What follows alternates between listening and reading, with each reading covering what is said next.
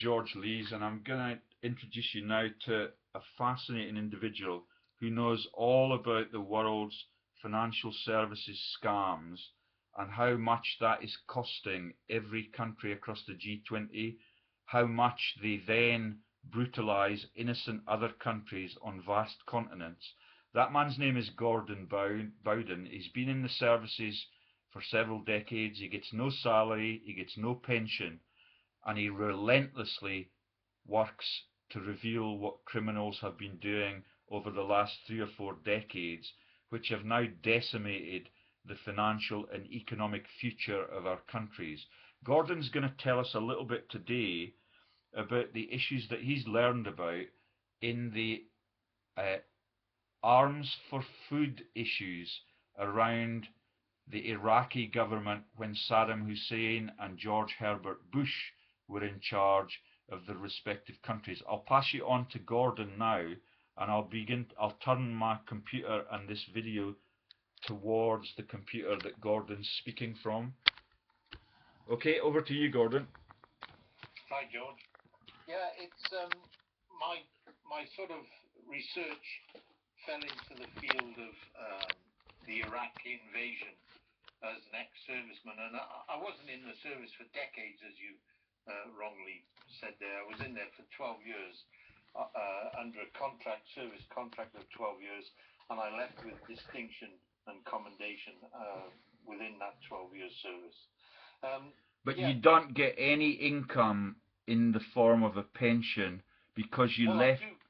I do get a pension, but they've moved the milepost on since I returned from South Africa, where I found out that I wasn't entitled to it as I was told at 55.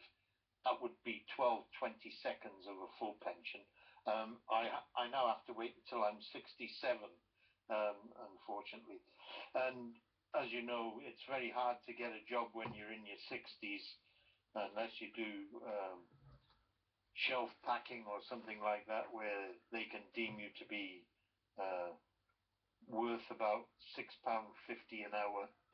Anyway. But for the listeners, it will soon become evident that if Gordon were to be employed by the BBC or a major national news outlet, then our countries would be liberated and would be economically viable within the space of 12 months. Tell them about the arms for food scandal, and tell them about the business sector scandals that have come on from that are manipulated by government officials. Over to you. Well, it's been well reported that Tony Blair covertly was an advisor in a company called UI Energy Inc., which was a South Korean front company, and the other advisors were Bob Hawke from Australia and a load of George Bush senators and senior dignitaries in the military who were all advisors. And it was kept under wraps about Tony Blair's involvement. But my point would be that when we talk about the two wars in Iraq, very little emphasis is placed upon investigating how senior politicians are sort of guided into non-executive directorships in covert, and I say they're covert companies, that have supposedly got claims all over northern Iraq in oil field areas. Now, that when they say the war in Iraq was nothing to do with oil, I beg to differ, because I've confronted quite a few people who I believe are deeply embroiled in covert oil stealing from the Iraq oil fields, and then list them through companies that they claim that they have rights to search for oil in an exploratory manner. And one of the people I confronted in the Pandora's Box series, which Peter Eyre published, was a guy called Jeremy Asher. Now, within that, I used a pseudonym when I printed that, the details there. I used an ex-Air Force base that I served on as Akrotiri, and that's Akrotiri in Cyprus. However, So just for Jeremy the Asher, listeners, can I remind them that Pandora's Box is an incredibly insightful series of articles on financial frauds that take in prime ministers and presidents on several continents. That includes PM Cameron. President Singh of India has recently resigned because of those disclosures, and we're hearing now about the American involvement. Carry on. So you look for Pandora's Box episodes 1 to 12 on the internet if you want insight into those previous vast economic scams and financial cheap shot tricks. Gordon. okay, one of the companies I confronted him on, this Jeremy Asher, and by the way, his full name is Jeremy Benjamin Gerald Asher, um, and he purportedly ran a company called Agile Energy Limited. And I pointed out that Agile Energy Limited was also a company that was listed at 788 790 Finchley Road under company directors and temple secretaries. And I think he took great offence at that. But when you look at somebody's history, the biography of their past companies, it also is quite evident that this gentleman was well within the network of Ponzi scam companies that I declared in the Pandora's Box series. One being Gulf Keystone Petroleum Limited, which has a certain dignitary on board, and Don't Tower keep it a Resources. secret. Tell us again. Keystone Petroleum. Who's the dignitary? Gulf Keystone Petroleum. Yeah. It's. I'll leave that to the viewers to have a look. It gives them an insight into politicians who are paid a substantial salary as a non-executive director in a Ponzi scam. But you're not going to reveal some of the more famous names on that list? There's a lot of lords within there, I can assure you. Tell us some of the more famous ones. Well, you can have Lord Norman Lamont in Rab Capital for a start. Good for you. Rab Capital and Rab Special Situations Fund were one of the interlocks as support structures for all these oil, gas and mining Ponzi scams. They were all taking a rip-off, running fake companies. And I stand by those claims. Because when you look... and that's the same Norman Lamont that was the Chancellor during the negative equity crisis in the 1980s, and he crashed the economy, and that impacted massively even on the Asian communities. He was the Chancellor for a long period of time, and he's also a director for all of that duration at the NM Rothschild Bank. Is that correct? Yeah, that's correct. And so when you do a full overview of somebody's biography, what you come across is strange coincidences. And as an Air Force engineering officer and a mining engineer, you understand coincidence and repetitive coincidence leads to believing that there's something far more darker to these people than they purport in their company history. And Lord Norman Lamont was even in a company called Union Resources Limited with a few people that I've exposed in the past. And specifically when Lord Norman Lamont was in Rab Capital, he was also involved with Charles Taylor and Xavier Corby. So that's Charles Taylor of the mercenary armies in Africa fame? Yes. Just that, our audience is still slightly less informed than you and I.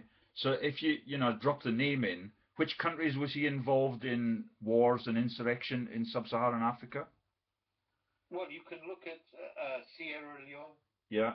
Angola. Congo, DRC. They've all used private military companies like Executive Outcomes, Sandline International, Plaza 107 Limited. All these companies, they operated out of 535 Kings Road, which was the headquarters for a lot of these private military companies. But going back to Jeremy Asher, one of the things that I came across was he bought a redundant oil refinery storage tanks called Better Oil Refinery at Wilhelmshaven in Germany. And then they sold it. Now, they bought it empty, and I stand by the claim that they bought it empty and they filled it with stolen oil, and then they sold it. And they made vast amount of money. And what sort of era are we in now? We're in the 1990s or the noughties? 1990s, just okay. After the Gulf War. But when you look at Jeremy Asher's involvement, he was not only a director of Gulf Keystone Petroleum Limited, but also he ran a global oil product trading business at Glencore. And you know what Glencore is. It's the same as Rio Tinto. That's the royal family's. Yeah, so that's the Queen's largest assets. Is that right? Those are. That's correct. Yeah, that's correct. Look, a lot of people wouldn't ask where they get the money from if they're shareholders. And both Glencore and Rio Tinto do not have any legitimate product. Is that correct? No, they have legitimate. Or those are real mines. These are not fraud. These are the asset stripping mines of sovereign state countries, much the same as Senga mines and Gecko mines, which involve John Arnold Breedenkamp and his sidekick, who was the MD of Gecko mines in the DRC. Yeah. Is it? And that's Breedenkamp. If you want to steal from a company, all you have to do is control it as a board of director. So what happened with the DRC, with a state-controlled mine, they appointed him as the MD. Then he had his own transport company, which was moving cobalt. And they were moving cobalt in trucks to a railway depot and shipping it into Johannesburg under another company. So they were actually stealing from the DRC government. And that's Billy Rautenbach, who was John Arnold Breedenkamp's sidekick. And that takes us into the Republic of South Africa and Rhodesia. Yeah, well, and some of the issues that Princess Di was persecuted for. Princess Diana was a landmine campaigner, is that correct? And Breedenkamp sold I think it was over 4 million landmines in his career down there. Yeah, when you talk about conspiracy theories, I'm not a conspiracy theorist. I'm a actuality researcher, because what I uncovered was that Princess Diana and Dodi Fayed were spending so much time in the Ritz Hotel in London, which was attached to 22 Arlington Street. And out of that business, there was a company fronted by 2 SAS commanders and the American ambassador Francis D. Cook and her sidekick Jeffrey White. And that's Blagborough and who else? Pardon? The SAS people are Blagborough? Yeah, Mark Blagborough, and he spells his surname 2 different ways, and Aldwyn James Glendine Wright. Okay. And they fronted a company called Arlington Associates Limited, which was birthed out of 22 SAS offices in Hereford. And the actual name of the company, its previous name, was Arlington 22. Then they changed it to Arlington Associates Limited. And after I published the story via Peter Eyre, they tried to do a runner and dismantle the company. But as I said, every time a company is listed and registered, it leaves a forensic trail of current and past directors, change of address, company number, company word, assets, etc. And it's easy to follow. The fact was that Ambassador Francis D. Cook, being a director of Alien Tech Systems, was a company that was manufacturing massive munitions in America. And it was also the 100% subsidiary of Accudyne Limited, which was a 100% subsidiary of Astra Holdings, which is where Gerald James came in. So by following the biography and the slime trail, what you uncover is that by direct association to a company that was producing masses of landmines, Princess Diana would have been told that the very company that she wore a tabard for in the minefields of Angola carried a tabard sign saying the Hallow Trust. Now, somebody may have mentioned to Diana that the Hallow Trust included Mark Blackburn and Aldwyn James Glendining Wright. So there's a conflict of interest straight away. The mere fact that she was attempting to draw donations for clearing minefields in Angola for the very company that was selling them. And the Halo Trust still trades out of Cumbria, I believe, yeah. but they do not make landmine regions safe. They just raise the funds and they neglect any commitment to that. Is that what you've told me in the past? Well, what I've told you in the past is that when you look at the financials, you'll see that there's hundreds of millions of pounds that have been moved through that company. And it doesn't state the sponsor. And I believe that's from the government. From the British government or from the regimes in sub-Saharan? That's a shunt through the government of government assets into that company. It's just shocking. Well, it is shocking. And the Frances D. Cook is a lady, and she was the American ambassador to several countries in... Especially the Oman. Now, unless you do the research, and that means the extensive research, what you won't know is that Ambassador Frances D. Cook, being the ambassador for the Oman and the Oman government, Aldwyn James Glendining Wright was also the senior Special Forces commander for Oman. And he's the person that gives advice for the MOD, along with Mark Blackburn. And Oman were one of the customers for Bredenkamp's companies in South Africa, or Rhodesia or South Africa, where they were the customers for nuclear warheads. Is that correct? That's correct, yeah. And this is supposedly nuclear-free South Africa. They've had conferences, they've had weapons inspectorates call in South Africa to make sure that they are absolutely nuclear-free. They make sure of that. They give them a jocular award of a little ploughshare that they can put in their china cabinet or on their mantelpiece when they go home for telling lies about the lack of any nuclear warheads in South Africa. They've been trading them for decades, and Prime Minister Cameron was in one of the early delegations in the Thatcher regime that went down there to barter on the terms. But Oman was one of the test sites and one of the customers for those illicit weapons that were never declared by the Weapons Inspectorate at Pelindaba. That's correct? That's correct, yeah. Well, that's from my source, he held MOD contracts and was a patent designer for a crane that lifts 20-foot ISO containers. And he was taken to Pelindaba to do an operation there, a transportation operation.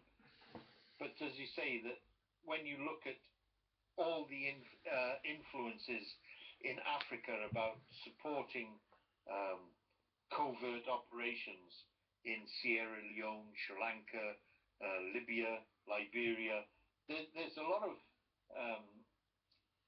facts that are not made known to the general public about the covert actions behind that. And there are some really famous public names involved in those little syndicates that run these scams. I'm thinking particularly of Philip Edmonds, the cricketer who played... Edmonds, the cricketer. Yeah. He's a very close compatriot with Bredenkamp and Rautenbach. And they're sort of operations in the Democratic Republic of the Congo and being supportive of Robert Mugabe. I mean, while we're clearing out people who have been a disgrace and said to be the centre of slaughter in the DRC and outlying African states was the Zimbabwe Defence Force, the ZDF. And when you look at the supportive structures that work around Robert Mugabe, you will find out it's from the centre of London, not the outskirts of Russia, but in the centre of London. These are the people that want control over the diamond areas and the strategic minerals. Well, I think we've talked at length about the history of Lonhro and Lonmin, where Lonmin were the company that shot the blacks in the pay round in 2011. I think there were about 30 people killed in a pay round negotiation, where automatic weapons were used just to gun them down. Gordon's explained to me that Lonmin and Lonhro are still tied together. They used to operate out of 22 Arlington Street behind the Ritz, like those other companies we've heard about in the mercenary sector. Can you tell us a little bit about the history of Lonhro and Tiny Rowlands, the Nazi who was released from the internment camp in the Isle of Man to go and create the diamond empires and the mining empires in South Africa at that time, in mid-war? That was in the middle of World War II. He was released from a Nazi internment camp in Britain to go and do the dirty business in South Africa and Rhodesia, which is still going on to this day. Tell them a little bit about the history of this. Well, Lonhro was seen as the strategic control of Africa because it had so many inputs into all of Africa. And what they would do was use them as serious money laundering fronts. And I think it was once stated that Lonhro was, it was called the blinking dog of capitalism at one time, I'm sure. What you looked at was Rowlands was deposed, or Rowlands, Tiny Rowland, was deposed in about 1965. And when you looked at Mohammed Al-Fayed tried to take control, Mohammed Al-Fayed was a Coca-Cola salesman working off a corner of a street. So where he got to where he was because he was interrelated to Mohammed Adnan Khashoggi, the arms trader. This is how they all became involved, even with George Bush, because the terrorist that's just been killed, Bin Laden, he was also a CIA agent for the American government, but obviously he'd sort of reneged on some of the agreements, and I think that they felt that they had to kill him to stop him opening his mouth.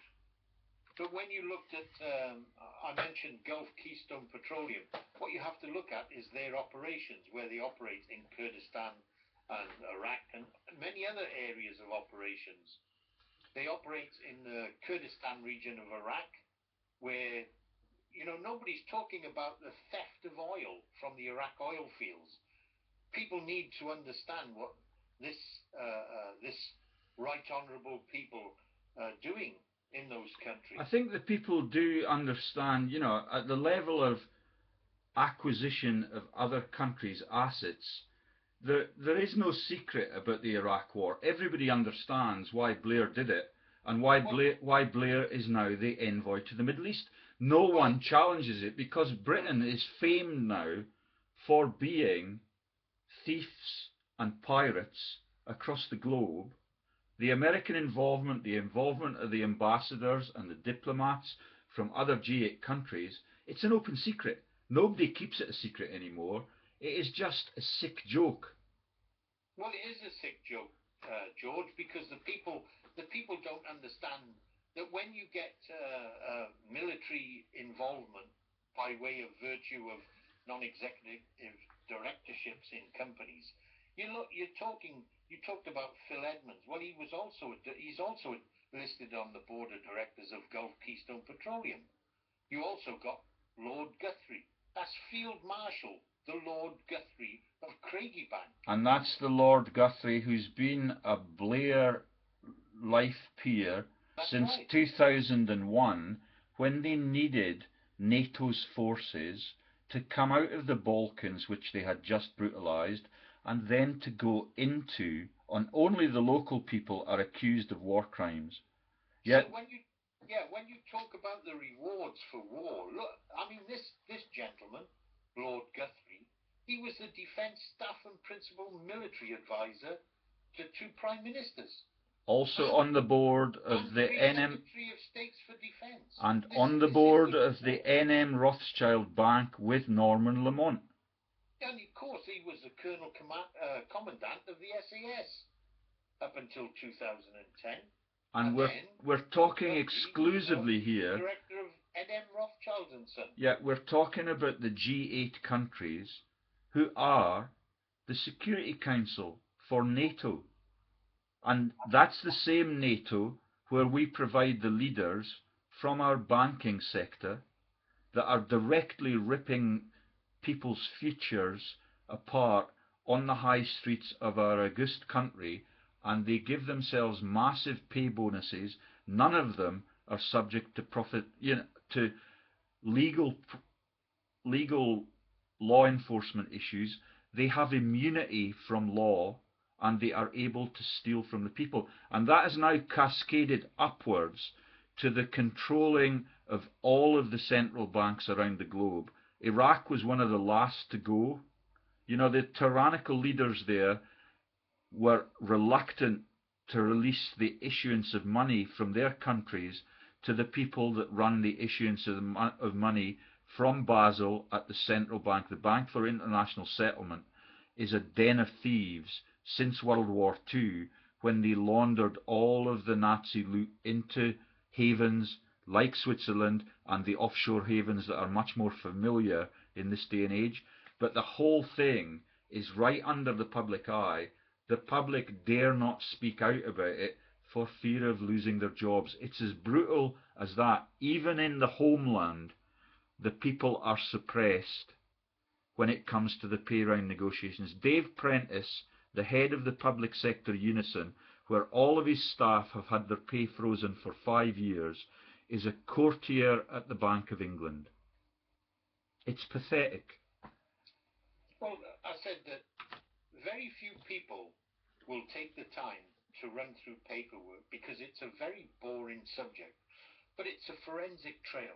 It's a forensic slime trail. But why would they do that, Gordon, when they've got the World Cup to watch on the telly? And the World Cup cost more to build the infrastructure there because everything's so crooked now than all of the previous tournaments. It was the same at the Winter Olympics in Sochi. It is just a greedy cabal stealing from the world's people. Tell me a little bit more. That's exactly what it is, George. It's a network of elitists who control the future of asset theft from sovereign state countries. We talked about earlier about ingenious films, and that was a system that. Can you just remind that? So ingenious films is like a money laundering Ponzi scheme that embroils. Ingenious Films partners to LLP, which is a company that Jeremy Benjamin Gerald Asher is listed as a director of. And it's an overseas company, which means it'll be a tax haven for the people who are directors, listed directors. Now, I say that 15 Golden Square London W1F9JG is a boiler room, a massive boiler room. Because it's not just Ingenious Film Partners to LLP, there are multiple subsidiaries operating out of the same address. It's when you look through and dismantle all those Ingenious Film Partners, you will see who some of the people are listed as directors. It's stunning. It's stunning. The England football captain, I forget his name, is it Lawrence? Steve Gerrard, Ryan Giggs, Gary Lineker, Gary Neville, yes, all of the football celebs right, that we named and published on our website at the time that they were running the Manchester United manager changeover scheme, and we were able to reveal that the directorate at the Manchester United Football Club have several overlapping shells so that they can take money away from the tax. You know, they take it out of the company. They've got 2 or 3 companies registered at the same time, and they can take the money into any one of those. When it's tax season, you take the money out. When you want investor confidence and you're going to sell a block of shares, you put the money back in. It is just financial fraud on a massive level, That's but right. it's all household names. Well, you can't get any bigger than Victoria Beckham. Yeah. Can you? David Well, Beckham, maybe. well, Jet. But You David really Beckham say. is also on the Olympics commissioning profiteering sector with Princess Anne. Princess Anne does not use her Royal Windsor name. She trades under the new married name of Lawrence. She's on the directorate with Nick Clegg, That's who I was right. hoping you were going to profile his wife. But we'll do that sometime later in this week. His wife is an evil and vicious person from continental Europe. They trained together in Brussels, and you have got some horror stories to tell the public about how they lead this nation and some of the things that they engage in Brussels, where she came from, or where they trained rather. So tell us a little bit more about Ingenious Films LLP and how they make false news. Well, what you have to run through is the list of. I said it's very boring to do a paper trail, but when you do the paper trail and you download all the Ingenious Film Partners Limited with full Partners Limited in full, and then Ingenious Film Partners 2 Limited, not 2 LLP, then Ingenious Film Partners 3 Limited, Ingenious Film Partners 3 LLP. These are all companies that are interlocked. Then you get Ingenious Film Partners Limited. When you dismantle those, you come to the crux of the directors who control all these interlocking Ingenious Films. And when you look through, you will find out they were birthed out of 788, 790 Finchley Road. Do you understand? Yeah, it's just a crooked cabal. I'll come back to you now, George, because I did this in 2011. So when I got my note references from that time, I came across the Ingenious Film Partners Limited, which is company number 0518377. And when you look through each director and find out what companies they are directors of, you come up with people like Susan Elizabeth Ford. That's not a household name. Can you explain who she is and what the significance of that is? Well, she's one of the listed directors of under that company, the previous. Do you understand? Yeah. Now. And are there parliamentarians in this particular cabal as well? And not that I found. But we have discovered that the person that we talked about in the context of the Fleming family and its profiteering, that was the head of the Deutsche Bank, Craven. Yeah. He is one of the directors of this Ingenious Films LLP. If you do, you know, like I've tried to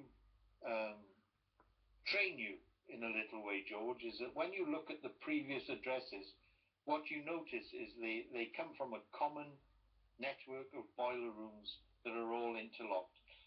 When you trace the Ingenious Film Cabal, what you come across is that they've run out of quite a few common addresses where they move in rotation.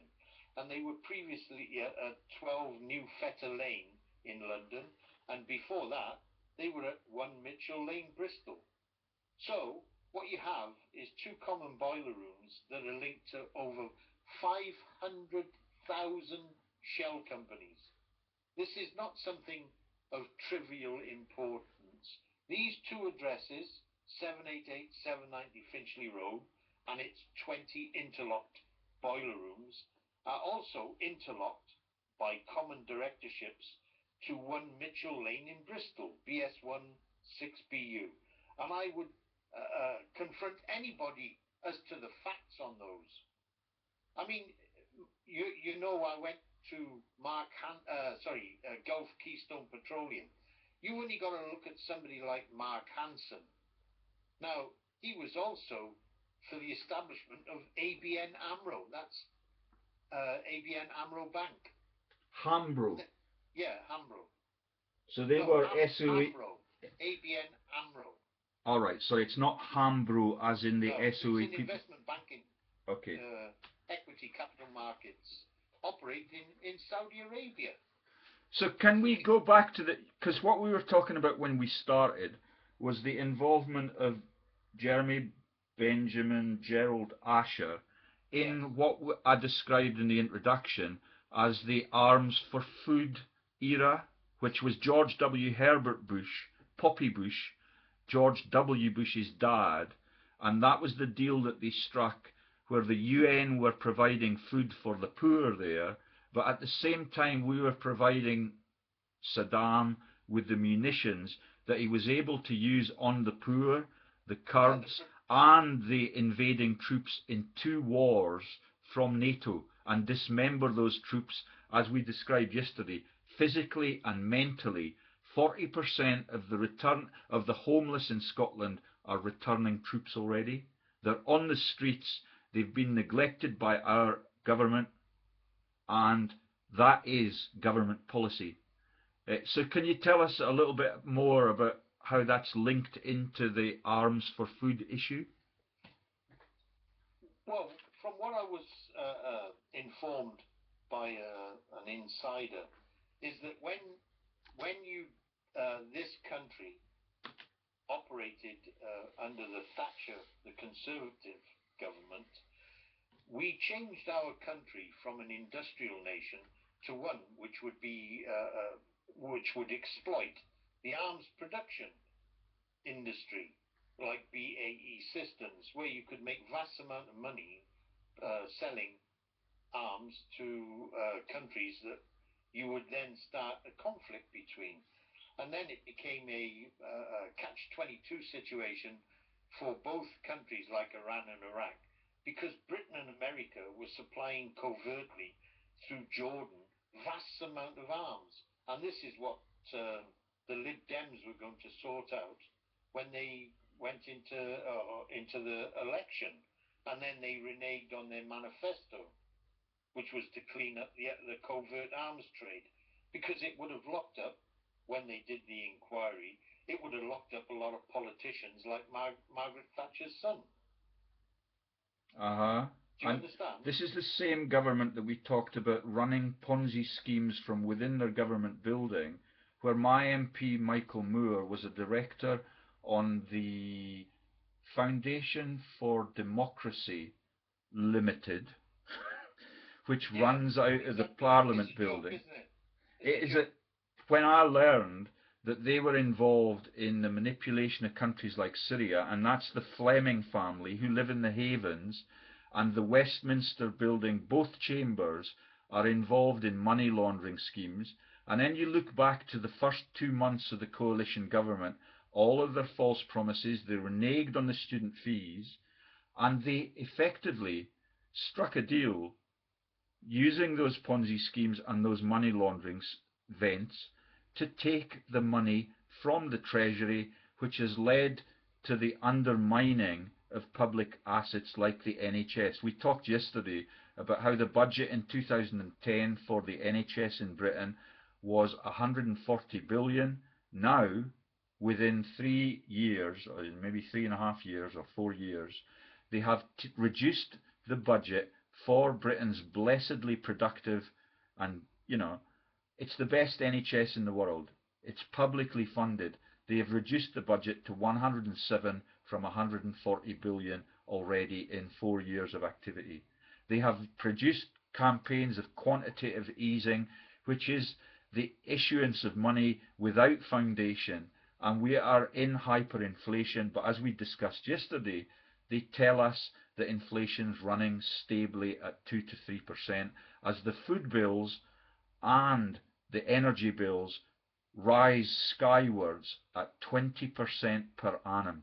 It is daylight robbery, and they're doing it in the pinstripe suits like they've always done, And these videos are the only thing that can make the public aware of the horrible truth, because the BBC and Fox News have been bought for centuries already.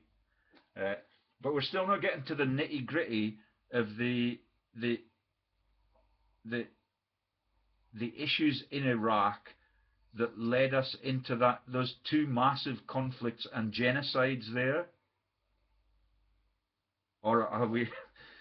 Well, I said, no matter which way you want to run at the politicians, there is not one that will stand up and be asked the right questions, because they refuse to answer them. If people like our friend in Bath, our common friend, was to be given an opportunity to present his evidence before a trade inquiry in the Iraq inquiry. The public must understand that we cannot reveal the identity of that person in case that person gets what Dr. David Kelly got in that arms trading delegation. It's ever so sensitive. The civil servants that work for the country, that do not earn massive salaries by some of the senior civil servants, they just want to have a decent pension, like all of the punters around the world and Gordon and me. After decades of service in the universities, the militias, in other countries, we have nothing as an income now because of these cheap shot scams. But we are not unique. It's the same in the police service. The pensions, the jobs are tumbling. They're going to private militias instead. G4S are a perfect example of that. We've talked about the directorate of G4S involving Malcolm Rifkind, who was the Foreign Secretary in the lead up to the Iraq conflict. It is shameful. It is profiteering. It is never ending. And the only thing that will end it is access to the truth for the public, who are increasingly impoverished and whose children now have to pay 50 grand to get a worthless educational product over the course of only 4 years. That's £50,000 in debt to be a British student now, where the Vice-Chancellor gets 400 grand to be a thief. George, any listener to this particular video on Skype or YouTube, all they have to do, you don't have to be a rocket scientist. Where this country says that, we rely upon oil as a major revenue resource with North Sea oil, if they were to look on the investment AIM, Alternative Investment log of companies, they will come across thousands of companies that proclaim to the banks and private investors that they have done seismic data research, they've got these all, that they're going to strike oil. Thousands. There are thousands. Companies like Consort Resources, Planet Oil, Gulf Keystone Petroleum, Global Petroleum, Tower Resources, Jupiter Petroleum, all these. Why are we worried about oil? There are thousands of these virtual companies who proclaim that they have excellent drilling results, they found oil-soaked sand, and yet not one of them goes into production. I'll tell you why. Because they are stealing billions, hundreds of billions. And any one of these companies can ask me to go to court, and I will rip them to pieces. If you have the Alternative Investment Market AIM Admission to Trade document, that's the AIM 26 Admission to Trade document, you will see the bullshit that comes out of these smiling faces portrayed on their websites, because these people have been stealing billions for at least 30 years. And the consequences now are that the investment funds that raise the pensions for public sector workers have nowhere to go. Only the scams thrive now. The genuine production of gold and diamonds, the production costs now exceed what can be made from the scam, And when they need to get revenues, when a company that was a real mine is financially insecure because of all of the fraudulent products that surround them, they have to sell that real mine off and get rid of the labour costs. It's the only thing they can do. Well, not only that, George, they have the reclamation costs, which is to revert the area of land that they have mined, especially in open mining. Their method of getting out of doing the reclamation is to sell it on to one of these Ponzi scam companies and then obligate them to do the funding for the cleanup. I believe that's happening as we speak in Scotland on the eve of the independence debate. If Alex Salmond really wanted to win the independence debate, all he needs to do is to reveal anything in any of the hundreds of emails that you and I have sent him in the last 2 years. All of it is in the public eye, in the political eye. All of it gets suppressed by the political parties. Can you tell, we'll stop in the next 5 minutes, but can you tell the public a little bit about the deal that you've struck with UKIP? That they're privy to the same information that Salmond's been privy to, but does not have the courage to release. Look, UKIP, as far as I can see with Nigel Farage, have an opportunity, and so does Alex Salmond, to use this material to confront the British government operating out of the City of London, to expose the Ponzi scam washing machine for organised crime and money laundering for a select syndicate operating the alternative investment market. They have an opportunity to bring this country back to normality with regards to exposing those and send them to jail. And you and I would be prepared to join Alex Salmond or Nigel Farage in a campaign of information that will liberate Britain and revive and restore all of the UK's economic prospects within the course of 2 years. All it needs is honesty and honest men. There are none in power at the moment. George, all it takes to confront and to get to the truth is to start with one or two companies, which would take 2 or 3 people, an honest accountant, to identify the money trail. And bring those people to justice and then move on from there to all the other companies that they were directors of that cash burnt trillions. It's trillions, George, not billions. Absolutely, I'm aware of that. And it is tragic that, they're saying that what we've got is austerity because there have been a series of banking accidents.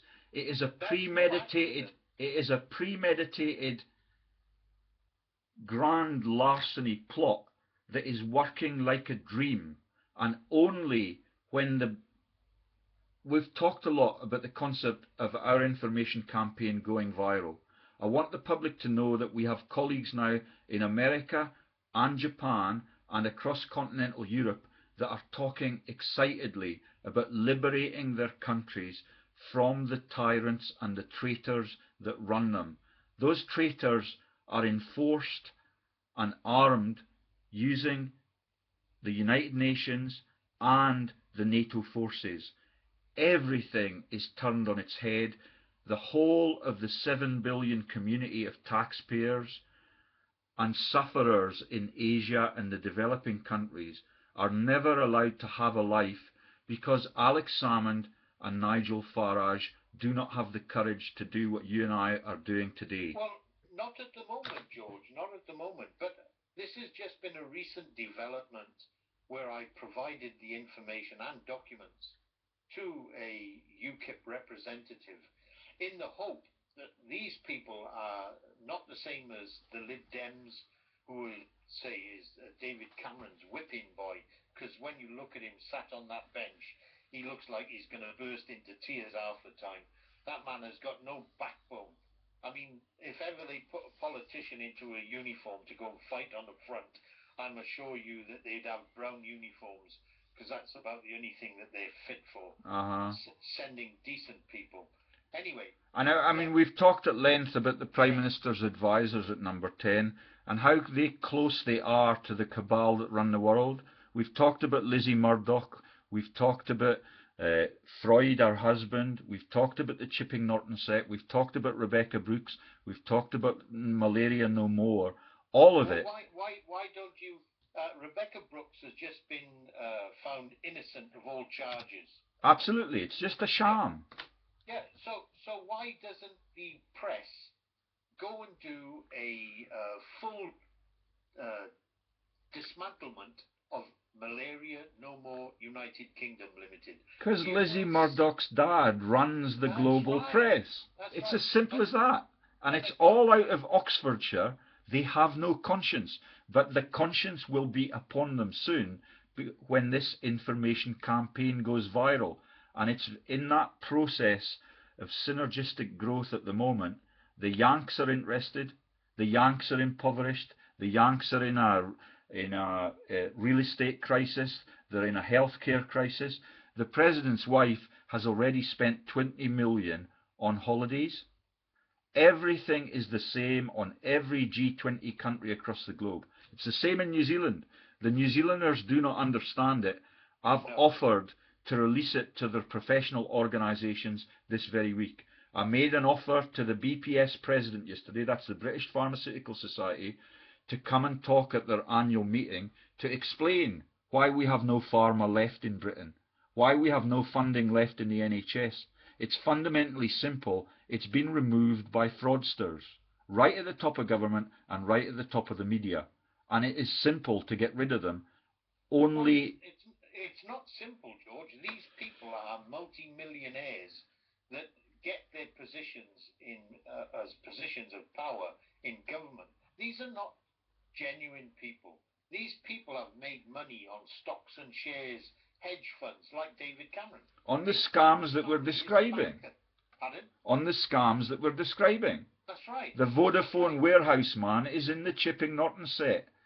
The people that are involved in all the major charities, the World Wildlife Fund, the Poppy Fund, the British Legion, all of them are profiteers. None of the public realise that. They go grieving to the War Memorial, but what they're really doing there is investing in anonymous victims. They never even read out the list of the parishioners that died in the local region. The British Legion have a 7 million fund to protect the directors of the British Legion, which includes Britain's richest man. Yeah, he was born into being Britain's richest man. He lives very close to me, like a lot of the other tyrannical families that have carved up the whole world. And they have 7 million in a fund to protect them against litigation cases that might be brought to them when this truth comes out. It is obscene. They lay the wreaths, they shed the crocodile tears, and they manipulate and brutalise the world perpetually. I think we should stop there, because that is 1 hour and 6 minutes. That's very long. Can we... I've been getting LinkedIn invitations from many Lib Dem local councillors since we said yesterday that we were going to be revealing what Miss Clegg and Nick do to the democratic world. And well, as I said to you, that if you understand that Nick Clegg was paid 250, he has to answer that. The money that he was paid into his personal bank account from a mining magnate, £250 a month, prior to his election as a deputy prime minister. I would like somebody to get him to answer the influence that was placed upon him by a mining conglomerate. But that's chicken. I mean, Tony Blair gets 2 million a year from JP Morgan, and he's conceded. How come he has all JP Morgan staff working for him? Yeah, it's an open secret. They joke about it. They laugh at the public's expense. They smile. They're laughing as they steal. And when we reveal that stuff about the Chipping Norton set being, you know, tyrants and traitors, Jeremy Clarkson pretends that he's in the middle of a marital crisis, and that's how the pressmen take the attention away from the theft project. It's simple. They have a psychological master plan that has worked for 2,000 years because people were unable to read and write until we got to 1914. Now they're educated, they're onto the fact that they're impoverished, and they're onto the fact that there are people that are really fat cats in pinstripe suits that are imposing poverty on them. And we just need to keep going with the information campaign, even although we're living our lives in austerity, and I cannot afford to get my hairdresser to cut my hair anymore. I do my own. But what you and I are doing is going to work in the longer term, and it is now viral, and exponentially the world's people are concerned about every word that we utter. So I'll stop that there, and I'll put it online within the next 10 minutes. Is that okay? George. Okay, thanks, Gordon. Pleasure. Talk soon. Bye.